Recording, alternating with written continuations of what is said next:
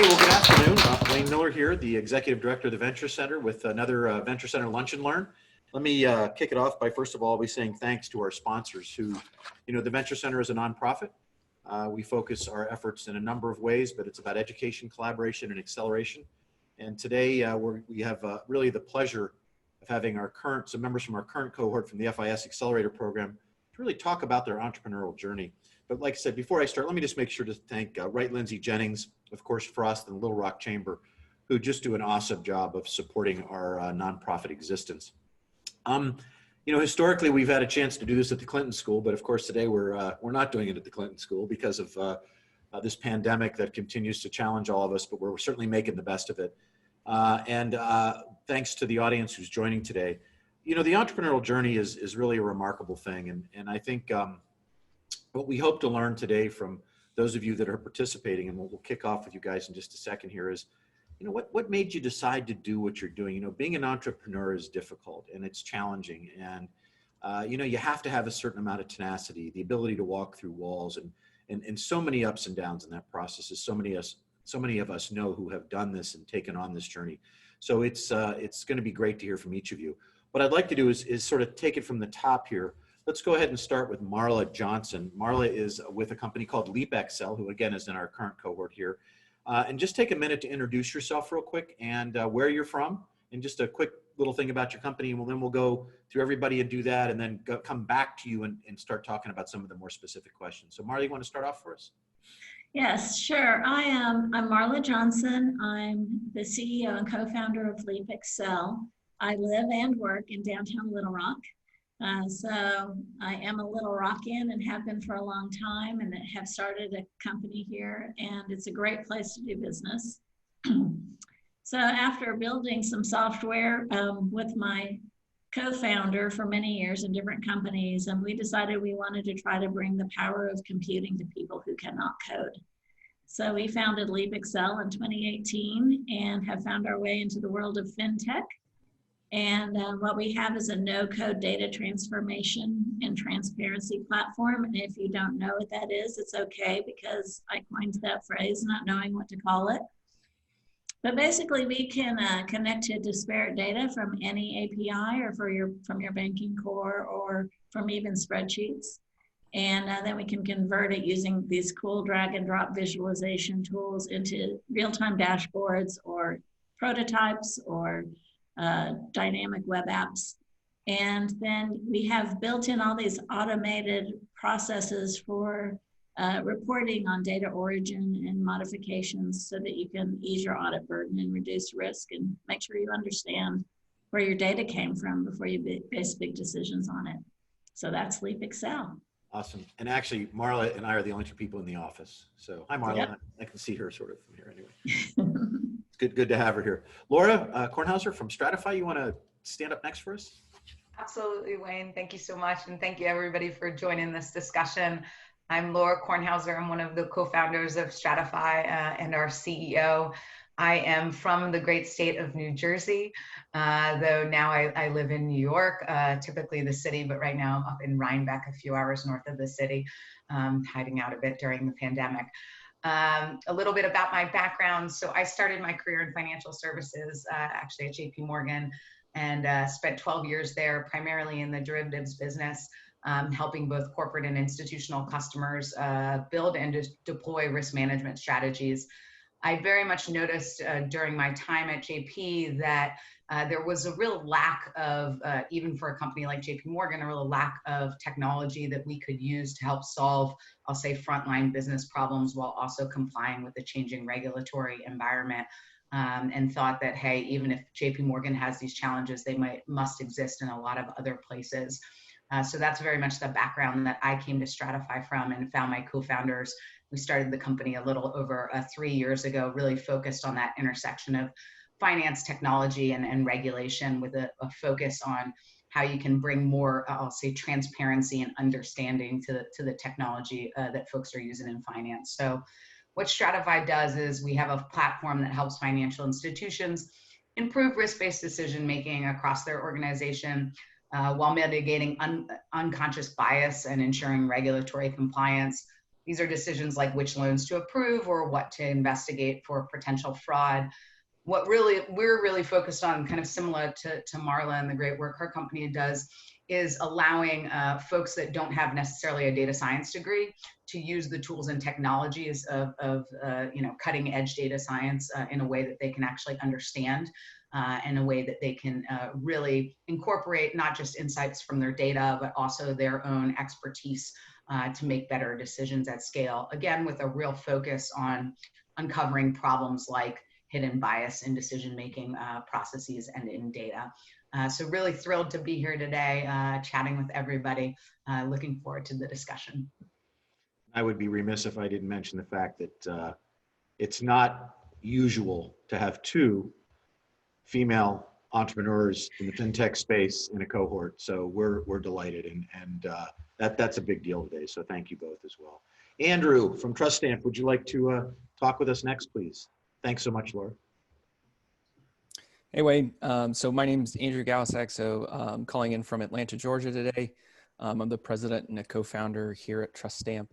Truststamp is an AI company, and we empower enterprises to authenticate user identities while also protecting user privacy. As I'm sure many of you have heard the horrifying numbers, like in 2019, 15 billion personal records were exposed. So that's led to things like identity theft and fraud and general mistrust in a lot of critical systems across the board. And so to try to recreate that trust, Truststamp looks to solve that issue using technology like biometrics and tokenization technology. And so we can convert this personally identifiable information into irreversibly anonymized tokens. And so that protects the personal information from things like hacks and leaks, while allowing enterprises to comply with regulatory mandates. A lot of people assume because of my age, I'm the technical of the two co-founders. However, my co-founder Gareth likes to regularly remind me that he built his first computer before I was even born. So I'm actually an economist by training and began my career in financial services on the sales and marketing side.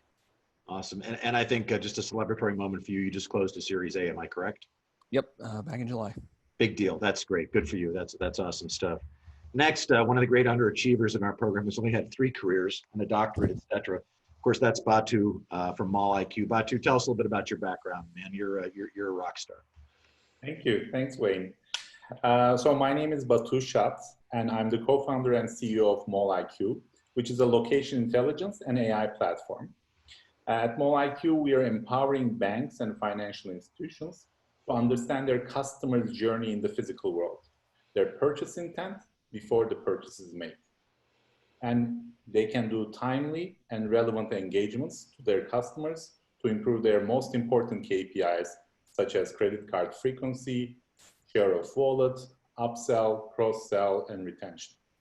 And we do this through our deep tech, which is accurate and scalable because we can do indoor and outdoor location technologies without any hardware. So going back to my background, which helped me build and become a successful entrepreneur, is I had 3 careers. First in academia, where I learned how to define and solve a problem. In industry, where I learned how to reach a goal with a team. And as a startup founder, of course, you learn how to achieve your goals with limited resources. So I feel that I have been building up to what I'm doing today, and I'm really happy to be here. Good. Thanks, Batu. Inspiring, to say the least. Last and certainly not least, Jim and Victor from Xpenseone. Hey, guys. Good to have both of you here. Hello. So my name is Victor Yefremov. I'm one of the co-founders of Xpenseone and also president, and with me is Jim Schlosser. A little bit about Xpenseone is the problem we're solving is banks don't have proper digital tools that they can give to their small and medium-sized businesses to capture, control, and reconcile their business expenses.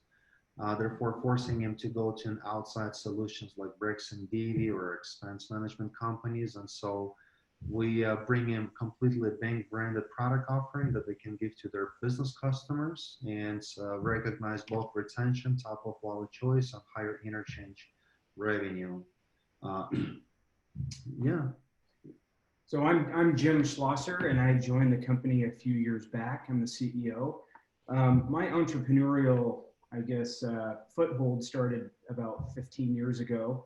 My background is high-tech mechanical engineering. And so we had developed new technology for the consumer electronics space where it came to iPhones, touchpads, things like that. So and we had a successful exit.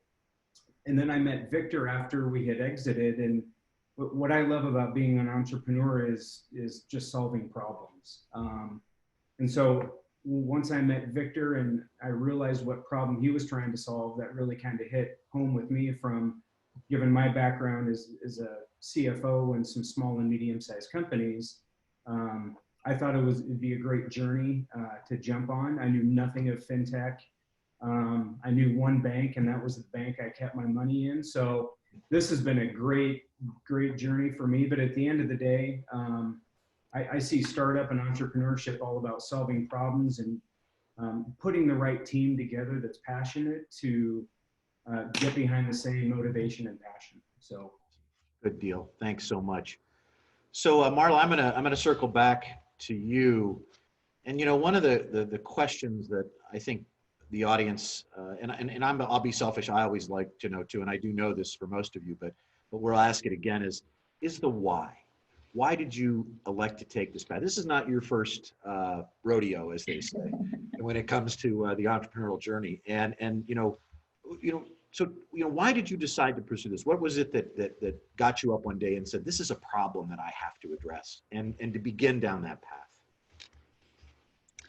Well, when I was really little, even my brothers and my sister called me chums. We only have an hour, Marla. I know it's quick because I love meeting people. I love knowing people. I love working with people, and I just repeatedly got cool opportunities, and even since I was young, to do something creative and meaningful, and to kind of lead some cool effort.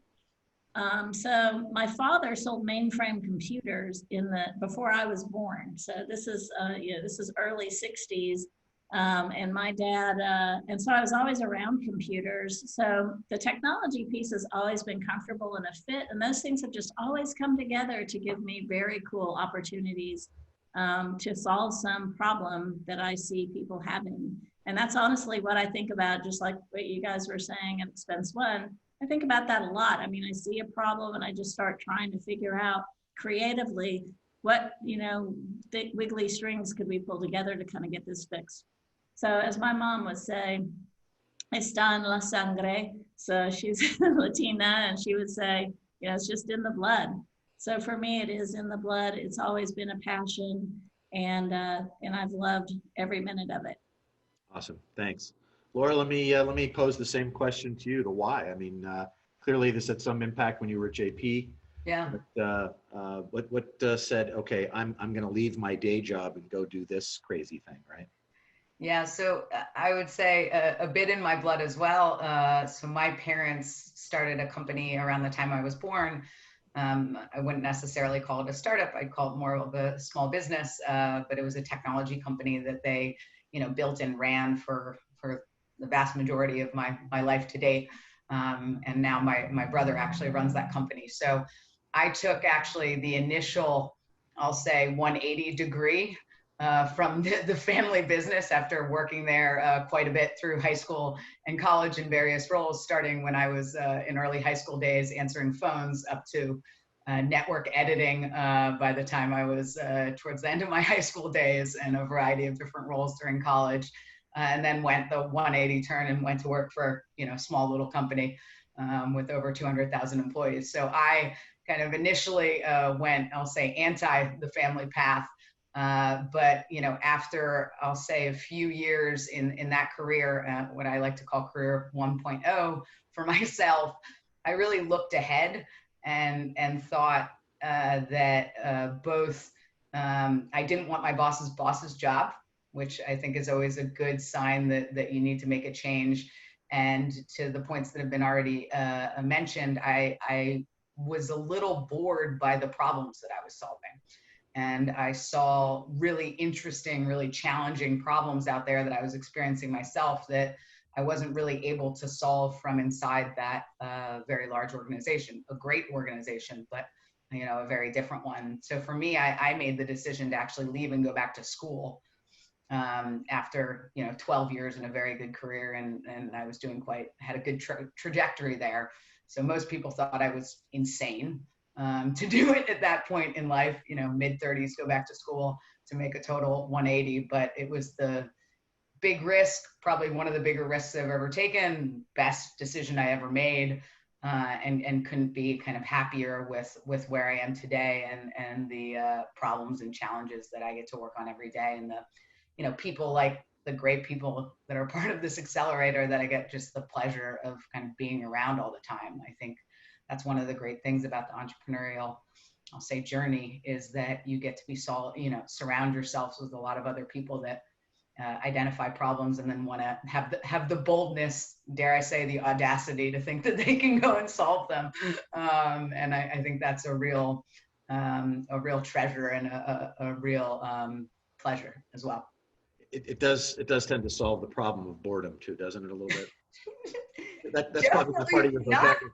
Never bored as an entrepreneur. That's for darn sure. Yeah, you bet. Well, it's interesting that you guys both talk about this kind of being in your blood, because, you know, I don't know, it's a good disease, and hopefully they don't find a vaccine for this one. The other one we need a vaccine for, but anyway.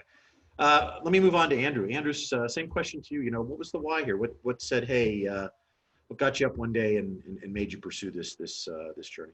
Yeah, so I'll affirm the kind of nature nurture theme we've been having. So my grandfather actually hails from Trinidad and Tobago and owned a small business there, and then my dad immigrated here for college and owned his own dental practice for the vast majority of my life. So, you know, kind of business owner was kind of already in the blood, as a lot of people have shared. The opportunity really came about though when I met Gareth, who's my co-founder. So my wife actually introduced us. He'd been a longtime family friend of hers. And so just very naturally, we struck up a friendship. Gareth is just naturally an educator at heart. And so, you know, he kind of really sparked the interest to start looking into entrepreneurship as a career. At the time, he was actually coincidentally winding up a not-for-profit edtech platform. And he had a piece of IP, which would eventually become Truststamp, that he just didn't have the bandwidth to run with. And so I spent my nights and weekends for about a year just testing this idea, learning everything from, you know, customer discovery, lean canvas methodology, et cetera. And I guess I just never looked back. It just kind of picked up from that, you know, again, nights and weekends project. It didn't slow down. That's awesome. That I didn't know your dad was a dentist. My dad and grandfather were dentists too. We'll have a dental conversation at some point, why we both didn't pursue those careers. I decided there are lots of reasons. Well, this was too small a space for me to work in every day and other people's saliva, so I decided that wasn't for me anyway. It was also organic chemistry that kicked my, you know what, but anyway.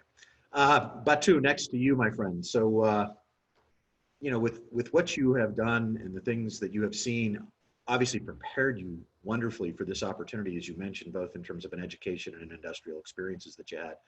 But, you know, you're tracking people and their intent, and this is not something that we all think about a lot. So how'd you get there? So I'll jump onto Andrew's example of nights and weekends. So my co-founder, Ferit, he's done his PhD in indoor location technology. So he spent a decade even before we started the company on this journey. And I was the machine learning and systems guy. He said, I can get the location once. And I said, I can do it 1 billion times in a scalable way. And we can learn from that. So it started as a nights and weekends thing. But then we had great jobs, great careers. So we had to test ourselves. So we joined Founders Institute San Francisco while, like, again, nights and weekends, to really see if there is something to it. And it had a lot of elimination in between, only around 10% graduation rate. So it really both gave us the tools to be confident enough to jump, but also like, we convinced ourselves this is the right thing to do. We have the potential. And then we decided to quit our day jobs. And then while looking back, I'm going back to our education because his background is in academia as well, that identifying the problem that is relevant enough, that's hard enough, and you have to solve in a PhD environment by yourself. And similarly, as a startup founder, you still have to find a product to build that has a market that people want, that is hard enough that there are not a lot of competition, but still you can deliver with limited resources. So that's the kind of idea we got from there. And then once we jumped into the pool, or the ocean, as they say, it was just history after that. Awesome, thanks. Jim and Victor, and then I'm gonna start backwards from you guys. So I guess the first question is how you guys met and how you identified this as a problem for small businesses. You know, we know a lot of people have owned and operated small businesses, and it's an issue. I mean, without question, it's very difficult for people to do this well. So there seems to be a lot of people who are addressing this, obviously, but certainly not the way you're doing it in a white label format. So what got you guys? What's the why for you guys? I mean, to start with, kind of going back to the question, as being an entrepreneur, you're always wired to see things and identify, well, this could be done better, this could be improved, and you're kind of seeing all these areas. And one of them dawned on me. I had a business here, was merchant services, electronic payments. I was like, man, we can pay with our watches, with our phones, yet we're still handed that paper receipt that was created 100 years ago or something along the lines. And so that idea just really stuck on me and just wouldn't leave. You know, it's something that I'm sure a lot of us experience. And after doing a lot of research, I just jumped on it, you know, started to do more research and quickly realized, you know, digital receipts, you know, it has to be a banking product. We already have a mobile banking app. We go and see our transactions, and kind of going through the evolution stages, we realize that it has to be a banking product, I mean, business product. And so one thing led to another. I've started the company, and then later on met Jim through his past co-founder, and we just clicked. He instantly fell in love with the idea. We clicked, you know, as co-founders, yeah, as a team, and just jumped on it. But I think the idea is also being an entrepreneur and kind of having your whys. For me, it's also kind of being in control of your destiny in a way in your life, you know, not having to rely on someone or just, you know, control your own life, where you're going to go with it. Yes, a lot of times, probably most of the time, you don't know what's going to be tomorrow. And I think that's also part of it. This is where the faith kicks in, you know. But for me, I mean, it goes back into, there's a big problem that still hasn't been solved, and it's just exciting to be part of it, trying to solve it, you know, big void in the business banking space, expense management, etc. Jim, let me ask you the next question here, as long as I've got you there. Yep. What made you guys think you could turn this into a business? That's a great question. You know, initially when we had this idea of when I joined the company, what I was most excited about was we knew others out there in the space were doing it, and they were having some success, but I wasn't sold on the fact that they could scale going direct to business, and we didn't want to be just another Me Too. So we, you know, initially we did a lot of footwork just locally, and we talked to so many businesses that were using existing digital solutions out there. A lot of them were just using pen and paper to manage their expenses. And then, you know, it dawned on us, why don't we position this within the banking space? Because those relationships between CFO, treasury, and banks are vital, right? So just through the course of just asking a lot of questions and what people were happy with, they weren't happy with, I think we knew at some point in time, after we talked to enough folks and a few bankers, that, you know, this may have some legs to be a business. And it's once we convinced ourselves that we had the potential to somewhat be the first in the bank space and position it the way we wanted to, we didn't look back. And I think a lot of it is just betting on ourselves and the relationships that we form with other people. that we could create this business. Just, I think for the audience, they'd want to know too, so just give us a little sense for where you guys are in the trajectory, because you're fairly early, right? In terms of, revenue, et cetera. So just give us a little snapshot of that, if you wouldn't mind. Yeah, from a stage perspective, we're really at that seed plus stage. We have a first version of our software that's built and in the hands of one local bank, and they're utilizing it. They have small to medium businesses on it. But we quickly learned after talking to other banks thereafter that we had to change not only the product, but we also had to, we couldn't do this alone. We knew we couldn't go and just pick off one bank at a time for a lot of reasons. And I think the biggest reason we found was banks didn't want to manage another vendor. They wanted to have some assurance and risk reduction in Xpenseone, having us go to a core, somebody that they've already relied upon for services in the past. And so that's really where we started the kind of the phase 2 of Xpenseone is we gave the product a facelift, added some more functionality and feature sets that we received feedback from businesses on. And then we knew we had to tie ourselves to leaders within the ecosystem that had that brand recognition, have had success, which is difficult, right? Because it's the chicken and the egg. But I think by learning what we've learned through the accelerator and the relationship we're forming with FIS, it really positions us well to, hopefully by year end into Q1, have our version 2 launched on a small scale. And then sometime in 2021 is when we can really start to scale. Awesome. Thanks for that. Yeah, I still think we all try to figure out that chicken and egg thing. I know I'm still struggling with it, but anyway. It's hard. It is hard, yeah.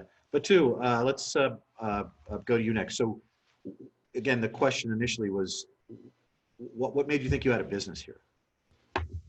Well, actually, our path to building a company was not a typical one or even an ideal one. Normally, you would want the problem to be figured out and then solve the problem. But as I mentioned, we could have this location technology without hardware that we knew there was a value. And we took several mini pivots along the way to get to where we are. It's not the ideal case, but we believed in that. But we were not just blind-eyed. We developed the technology based on the business requirements. We looked at all the other location-based technologies and then saw where they failed. And the most common problem was that it wasn't scalable enough. You had to place some hardware and then it limited your coverage, and the banks and loyalty platforms didn't want that limitation. They wanted coverage ubiquitously. So we developed the technology knowing and avoiding the pitfalls of the businesses that failed before. And there are so many that we can't name in this 1 hour. But then we started talking with our customers, learning from them. And then at the end, it was a home run in terms of what's the most important KPIs a bank, a credit card issuing bank cares about is the share of wallet, frequency, loyalty of their customers, understanding their customers so they can engage them better, serve them better. And during these times where there are more banks and more financial B2C fintechs, the competition for the attention of the customer is even more important. So having a tool that is ubiquitously scalable is giving us the upper hand in terms of providing value without doing a lot of hardware, investment, CapEx, and so forth. So at the end, it worked out, but I wouldn't recommend to other people starting out this way. So learnings from that. Good deal. And where are you, just real quickly, in your trajectory as a company? So we raised our seed round about a year ago, and we have customers in 5 countries, and we're growing our team, and we're happy to be part of this acceleration program where we see great value and we already see results. Awesome. Great. Well, thanks for that part, and good deal. Andrew, we already bragged about you closing your Series A, so we have some idea where you're at, but again, when did you think you had a business here? What made you think you had a business here, I guess? Yeah, so as I kind of mentioned, part of the reason I became an entrepreneur was this, kind of nights and weekends, customer discovery project.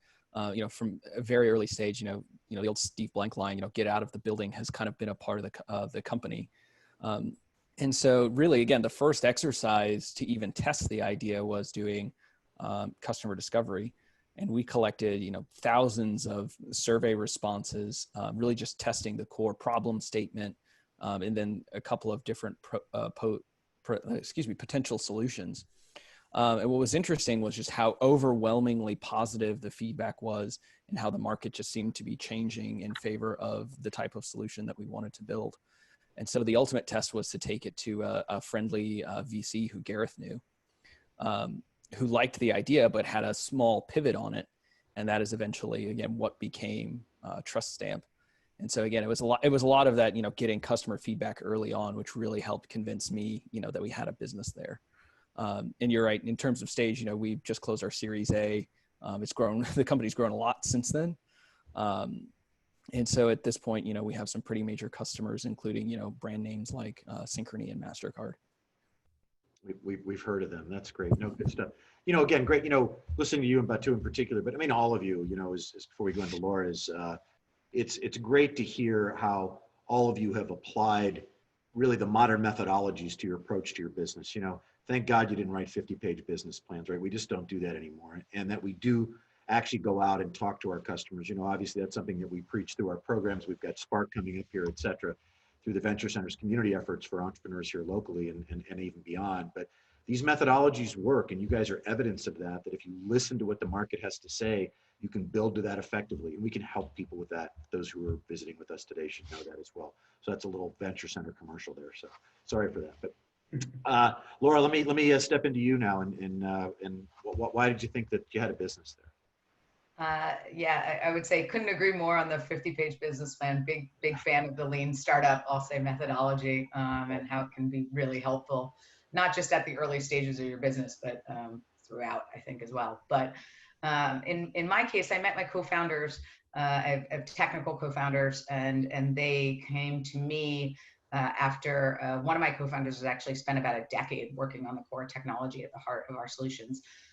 He had experienced challenges, I'll say, in working as a quant in financial services, working with a lot of, I'll say, legacy modeling technologies, and was always fascinated by the way the brain made decisions, and had been working again for about a decade in his, garage nights and weekend style to build a new algorithmic approach that mimicked the way the brain made decisions. So he came to me with that, and I thought it was pretty fascinating, I'll just say, first and foremost, which is always a good thing.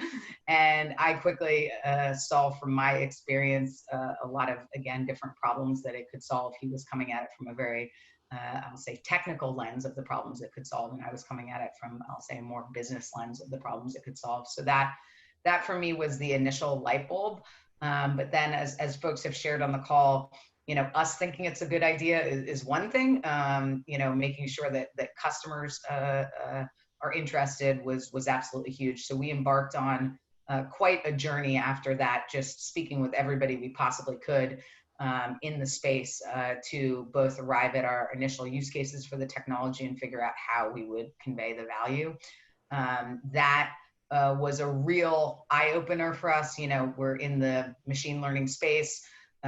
It's a extraordinarily buzzwordy space where there's a lot of fluff out there, and a lot of, I'll say, promises that aren't necessarily backed up by results or business value delivered. So we heard that a lot in our conversations, and heard a lot of, I'll say, fear about that technology and how it can do bad things. Whether that's because the past isn't indicative of the future, or whether that's, what we're focused on a lot is, again, the bias mitigation side. So we heard a lot of those fears, and I think just fundamentally believe that without true transparency into how these decisioning systems are working, it's really hard for people to trust them. If you can't understand something, it's really hard to trust it. Just fundamentally, that's a human thing. That's not really a tech thing. So we thought, hey, we actually have a really unique way to solve this problem. And it seems that it's something that is really needed out there in a space that, we strongly believed was only going to get more and more important, not just in financial services, but across industries. So for us, that was kind of, thinking we had the technology that could fix a problem that was really meaningful and meaty, was what made us, I'll say, go for it and get started. We're still fairly early in our journey. We're at the seed stage, so still have tons of wood to chop. But we're fortunate that we have, a handful of really strong customers and partners. Some of which are name brands. Affleck's one of our customers, and also one of the biggest retailers in the world is one of our customers that we're not allowed to talk about their name yet.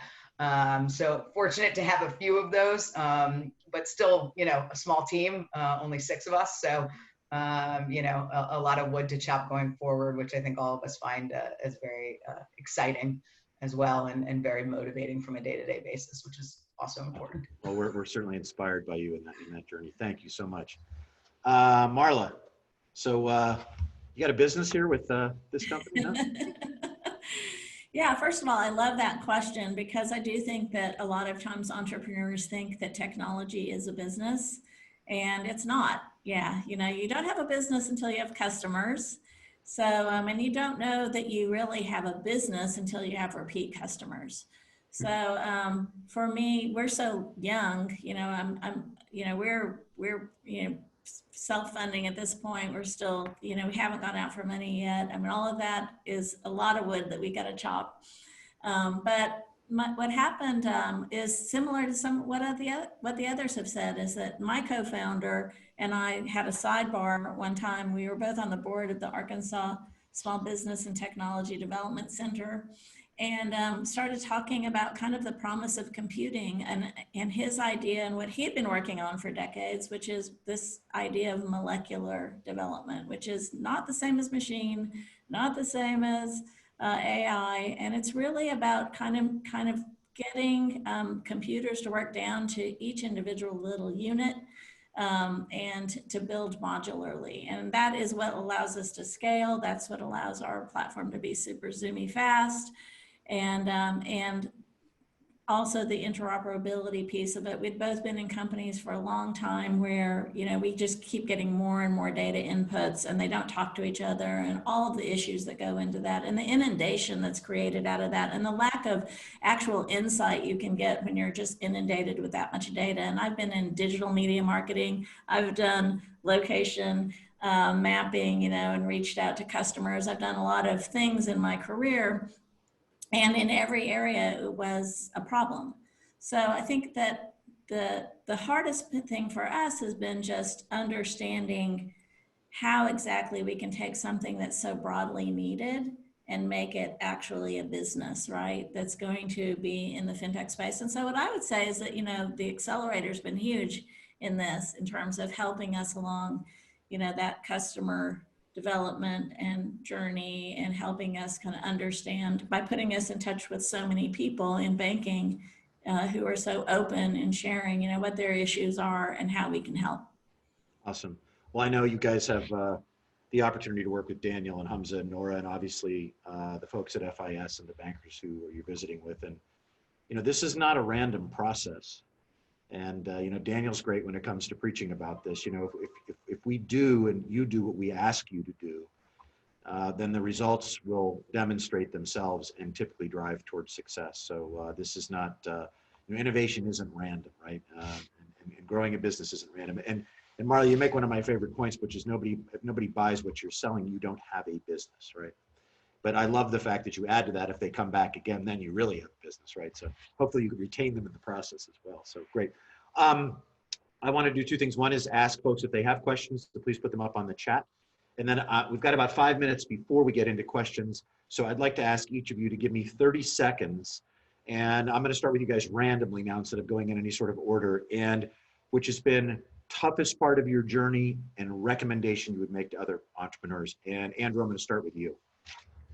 So there's a really great video that the New York Times actually just put out, and it's by Arsenal's legendary goalkeeper, Bob Wilson. And he says, in many ways, goalies have the loneliest job. And as a founder, you can sometimes feel like the goalie. You can feel very isolated while everyone else is playing up the pitch.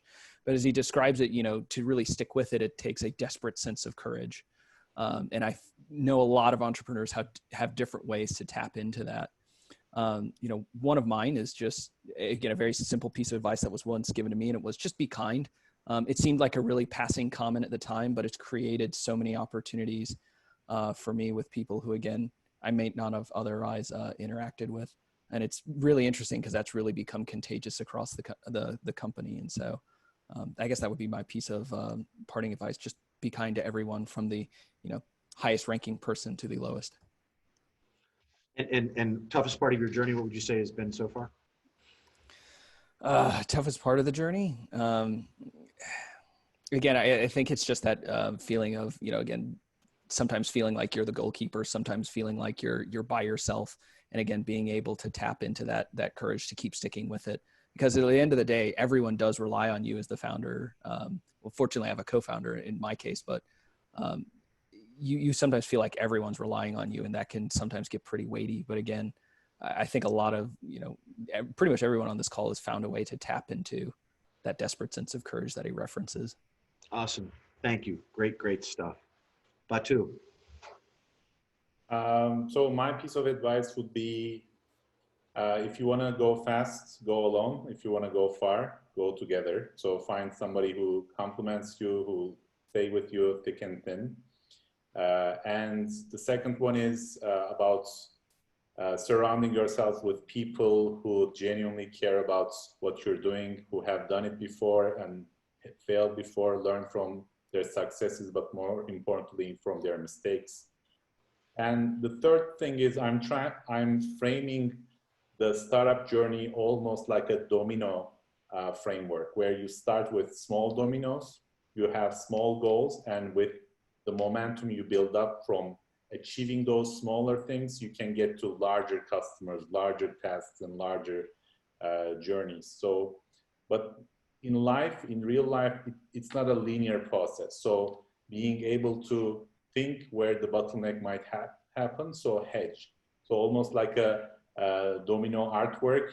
Sometimes the domino goes single line, but then you have to try different routes and be mindful that you don't get stuck, because as Andrew said, everybody's looking for answers from you, and you don't want to lose the momentum of this whole team that believes in you. You want to move forward both in terms of sales and achievement, but in terms of your psychology as well, and the feeling of achievement. Awesome. Thank you. Laura, advice and toughest part of the journey. Yeah, so completely agree with what both Batu and Andrew shared, that's for sure. I would say, first of all, on the toughest part of the journey, I think a lot of folks, I'll just say for myself, I had become accustomed at kind of getting good at things and doing them a little bit over and over again. And as a founder, you will do a lot of things that you have absolutely no idea how to do. You will make a lot of decisions in the face of lack of information or incomplete information, and you have to really embrace that and embrace the fact that oftentimes you're going to make not the best decision or not an ideal decision. That's been hard for me, and I think it would also be a piece of advice I would share. One of our advisors says the best leaders don't make the right decisions, they make the most decisions. And I 100% also agree with that. So that's been, I'll say, hard for me and a bit of advice. Other thing I'll just add is surrounding yourself by people that you can trust, and people that have similar values systems to you is just, I can't stress enough, is the most important thing in the whole entire world. From the co-founder standpoint, I'm a strong believer in co-founders a lot because of what Andrew said on the goalie analogy, which I believe is totally accurate. It's nice to have someone back there in the net with you, and someone that you can kind of have in that same camp as you, and be extraordinarily selective in who you decide to found a company with. I think that it can, especially when you're starting off, it can seem very I don't know, almost intoxicating, the idea of starting a company, and you get kind of washed up in it a little bit, make sure that you're being really honest. The analogy that you're starting a marriage, I think, is a very, very good one, and you should treat it like that type of decision. It's a different type of marriage, but definitely a marriage. So treat it like that decision, and also surround yourself with a lot of other people that support you. They don't have to necessarily work for your company or be formally connected to your company. I like to say all the time that the Stratyfy family is mighty and large, and we leverage and need all of them, and keep them updated on what you're doing. You'll be shocked at how much a newsletter, for example, that you send around to people that you knew from growing up, people that you knew from your career or whatever. I'm consistently amazed by the great outpouring of support and help that we get from the very small act of sending out a newsletter. So don't forget to kind of keep your broader network informed of what you're doing. They really want to help you. I just want to ask you to add one little piece to that, Marla, then I'll come to you, is you start to talk about something. We have a number of those folks with us today, which is why I think it's important for them to hear this, and they know this as well, but still is also, I'm sure many of those people in your path are mentors for you. And just give us a minute or two on the importance of that. And you don't have to make this journey on your own, right? There's people that really do want to help you if you're willing to ask and you give the feedback, et cetera. Love to hear a little bit more from you on that, Laura, just real quick. Yeah, I would say it's something that kind of touches my heart almost every single day about this journey. I have been just so amazed by the people that come out of the woodwork to support you and to kind of grab an oar and to help you row the boat. I would say I have mentors in all shapes and all sizes from all walks of my life that have really been absolutely instrumental in helping Stratyfy get to where it is today, and I think will continue to be going forward. So I think it's amazing to me how much people want to be part of this journey that you're going on as well. People that are in the not entrepreneurial, more 9-to-5 job, it's really quite fun for them. And don't forget that, and really mobilize those troops because their force is mighty. Good deal. They are, in fact.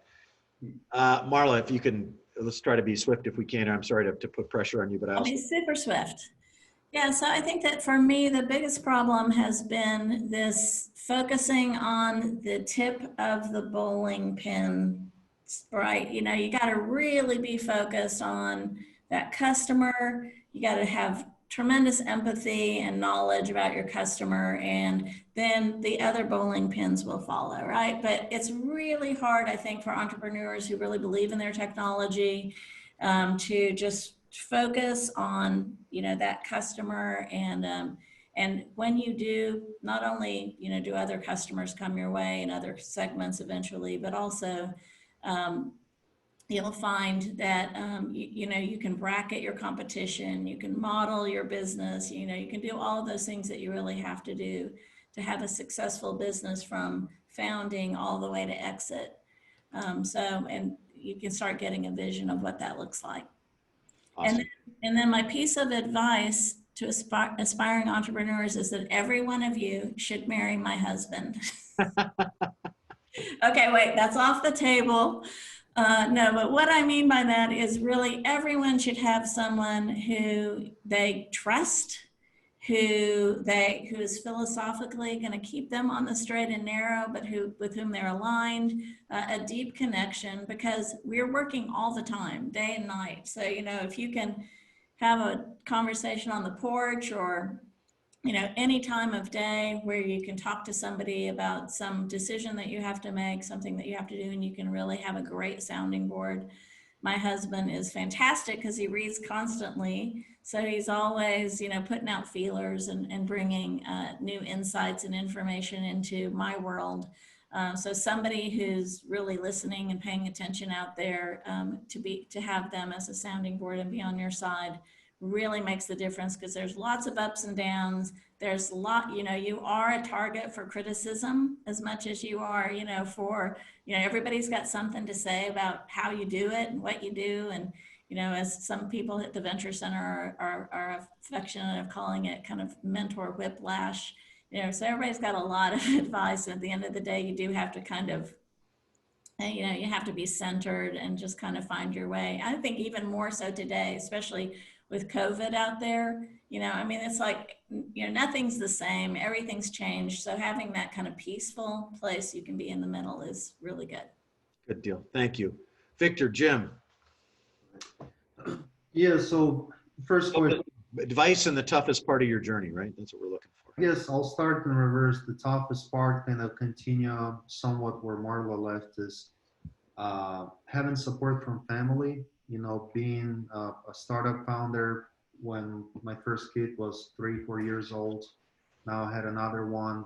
You know, it's important to, you know, to have that support from, you know, from your other half, and so that was one of my challenges, as to how to how to split my time, but also, you know, when I'm home, not where my mind's still in business and I'm kind of with my body presently. So that was challenging for me, and it was something that I was able to overcome. But most of all, is just having that support from my wife, for instance, you know, through the challenging times. It's good. But the other advice that I want to give to entrepreneurs is, first, invest into yourself. You know how Warren Buffett says, is the best investment you can do is invest in yourself. Books, that's one thing for me. Audible. I mean, I don't really read much. I just listen on the way from work to work, and that's one of the biggest ones that I can, you know, give. The other one is kind of what everyone was saying, is surround yourself with the right people, with the right mindsets, mentors. And the third one is, at least for me personally, stay away from social media. It's the #1 product to procrastinate. You know, if you want to be productive, and get away from social media, TV. I mean, one guy I remember says, you know, if you stop watching 2 hours of TV every day and invest in yourself, in 4 years you'll become an expert in your field. You know, and so that's kind of one of the other things, at least, that was quite productive for me. Great advice. Jim? Yeah, for me, I think the toughest part of any, there's so many different variables that make it tough. Money, customers, I mean, you name it, you're going to have hardships. But I think the key is quite simple, is just stay humble, ask for help, and, you know, fail quick. Awesome. You know, you guys are the reason that I love what I do every day, because you're just so inspiring, and you know, it is a tough journey, and your advice is so sound and so heartfelt. And I hope those who are on this call today, you know, really listen to what you have to say about culture and people and trust, and believing in yourself, and having the support of others, and believing in what you're building, and having the vision and the gumption and the grit to get it there. Because it is not for the light of heart, as they say, right? This is tough work. And as Laura said a number of times, you got to get up every day and chop the frickin' wood, because nobody else is going to do it for you, right? So good stuff. We're about at the conclusion. I've got a couple of questions here. Let me just throw them out real quick. And mostly it's about what you guys are reading today. So if I can just bounce around real fast. Marla, start with you. What are you suggesting folks read today to get smarter? Yeah, I put a bunch of them on the chat. I will say, you know, Lean is great, but Lean B2B is fantastic. This book is kind of a Bible, because B2B is very different, and most of the books on Lean business startups are focused on consumer marketing and not on B2B. And then this whole series of business modeling, because you can be innovative not only in your technology and your solutions, but also in how you model your business. And a lot of times those businesses are the ones that have the greatest impact. Awesome. Andrew, any recommendations? Getting to yes has been fun. I feel like I'm always negotiating with somebody, be it trying to, you know, convince team members that, you know, we can do something, or convince outside stakeholders that something should be done, or, you know, customers that they should buy our product. So it's been a really interesting read for me. Awesome. Laura, how about you? So I'm reading right now Loonshots, which is a very, I'll say, fun read and quite interesting book that looks kind of through history at different, I'll say, innovations and how they happen. Strongly recommend. And then also, I just reread The Hard Things About Hard Things. I had read it a long time ago. I think after some time as a founder, it means a whole new thing to me. So definitely recommend that one as well. Awesome. Yeah, great book. I agree. Jim and Victor, any suggestions there? Yeah, I'm currently reading a $1 Trillion Coach. Great, great book. But mainly, one of my biggest interests is people's biographies. Steve Jobs, Elon Musk, Jeff Bezos, just going through. Everybody knows about their success, but I'm more interested about the hard times, the challenges they've gone through, and so that really, really, inspires me, and it's something that I like to read. But the other one I really like is Never Split the Difference. It's like of negotiating, and so it's good stuff. But mainly, yeah, it's kind of along those lines. Awesome. I'm in the same boat. Yeah, good deal. And you guys are podcasters. You guys like the podcasts too, I imagine so. I mean, Victor, you mentioned about kind of getting into Audible a little bit, which makes driving and reading a lot easier, I found. Yeah. My podcast, I guess I should say, it's Audible. I don't have any physical books, but my library is quite long. I mean, they got a monthly subscription, which works well. And so it's just mainly just Audible. Yeah, that's great. That's great. Batu? Yeah, I was gonna say Chris Voss's like never split the difference in terms of negotiating, how you frame things, how to be a win-win situation in negotiations, and even before that, and in life in general as well. I like biographies as well, the ones that are not straightforward like the success ones, but the ones usually the things that people post, the successful people post before they were successful. I forgot the handle for that. There was like a Twitter and like a blog, I think. But getting the perspective of people that eventually become successful, but before they were successful, is the real thing to follow, I think. Awesome, great. Well, gang, thank you so much. Thanks for, one, your dedication to this program, to Daniel and Hamza, to Collins and Nora and the team, and how you're just, and FIS, and just, again, this is the first time obviously doing this virtually for us, but your participation has been just exemplary, and I'm grateful to you all for that. I know the team is as well. And thanks for making time to tell your stories today. I honestly, and I know that you have inspired people who are on this call today in some fashion, and certainly me, always. Lastly, let me just thank our sponsors once again, Wright, Lindsay, and Jennings, the Little Rock Chamber, and Frost for, again, supporting the Venture Center. Please take time to go to venturecenter.co, look at our calendars, look at our events. Thanks to our mentors and that program, it's really coming off. Opportunity to sign up for Spark right now. Also, if you've got some great ideas, we've got some Lean Canvas training coming up, some other lunch and learn, some workshops, etc. So please pay attention, subscribe to the Venture Center. We appreciate your support. Go wash your hands. Have a great day. Thanks. Thank you, everyone. See ya. Thank you. Thank you.